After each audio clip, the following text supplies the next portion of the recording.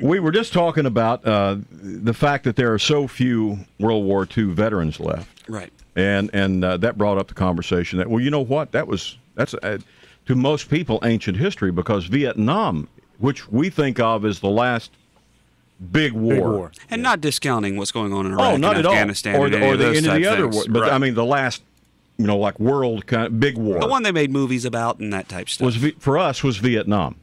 That's almost 50 years ago that thing started. Well, it was 1958 that I think the French started pulling out, and we started going in, and by 60... By 60, we were there, and then it just escalated right on through there. So, I mean, you're talking ancient history to people like Rick. I mean, that was a long time ago, before you were born. Mm-hmm. And I said, well, it's kind of like the way, I guess, when I was growing up, that I used to think about the Civil War.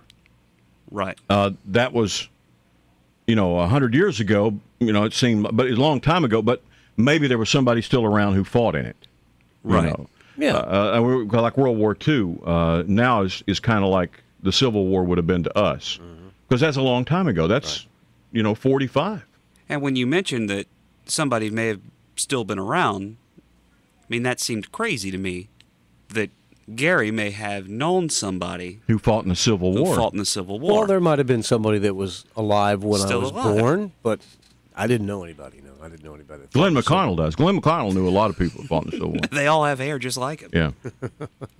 But it's just it's hard to put it all into perspective as to how far back. Looking back on history now, somebody knew somebody that was in the Civil War that's alive today. Mm-hmm. Knew somebody that was alive when Lincoln got shot.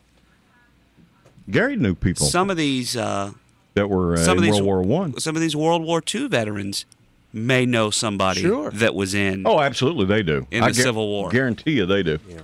Somebody the in Civil War. Somebody in their family, probably their grandfather may have fought. Yeah.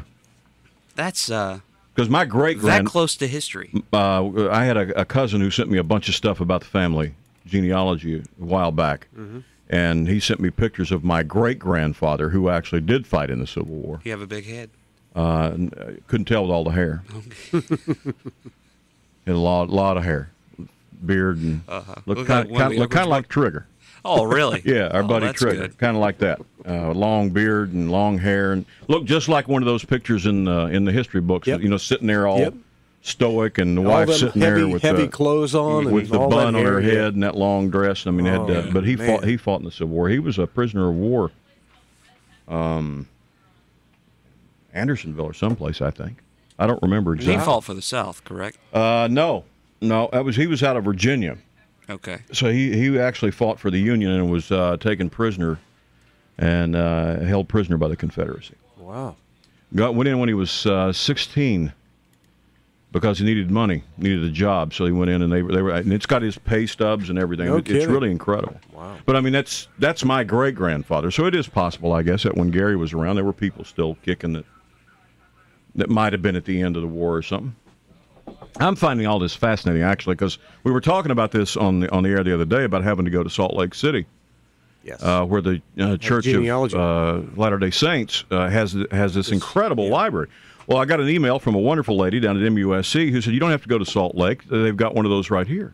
And they do have satellite offices, it turns out. I found out online, where and I'll just say the Mormons because the other title's too long for me to deal with. The Mormons have these satellite offices where you can go, and they're linked into the computer database in Salt Lake, and you can do all the genealogy research right there on the spot. It's not easy. Somebody's got to walk you through this thing, but you can start it right there, and it's free. And you don't. I sent her a note back. I said, "What does it cost, or do I have to convert?" And she said, "No, you don't have to be a member, and it's free." You just got to respect. She said, respect the church property and realize that you're in a church, and they'll be glad to, more than happy to help. It's over on Sam Rittenberg Boulevard. Mm-hmm. Well, that'll keep you out of the house a while. That'll make Judy happy. I told Judy last night. We were online going through. They have a website that you can go to, the Church of Latter-day Saints website. And, I mean, the numbers, the amount of information they have in their database is just staggering. Really? Just staggering. And they started it back in the 1800s just to track the family lines of the settlers out in Utah. Mm-hmm. And then it just kept expanding from there, and now it's the largest huge. ancestral or genealogy database in the world. And this is for everybody. Anybody. I mean, they've got stuff from Canada, they've got stuff from Europe, they've got stuff from all over the world.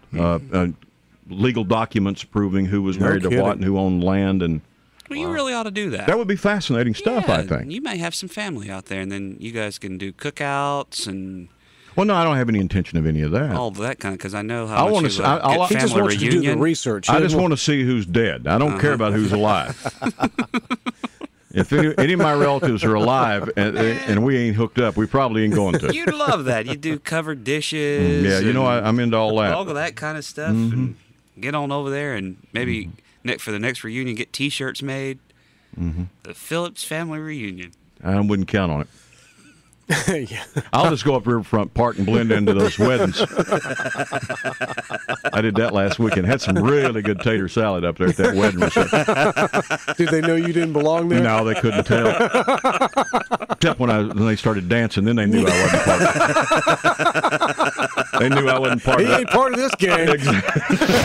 Weasel Time Saver Traffic from the Gerald's Tire and Michelin Harmony Traffic Center.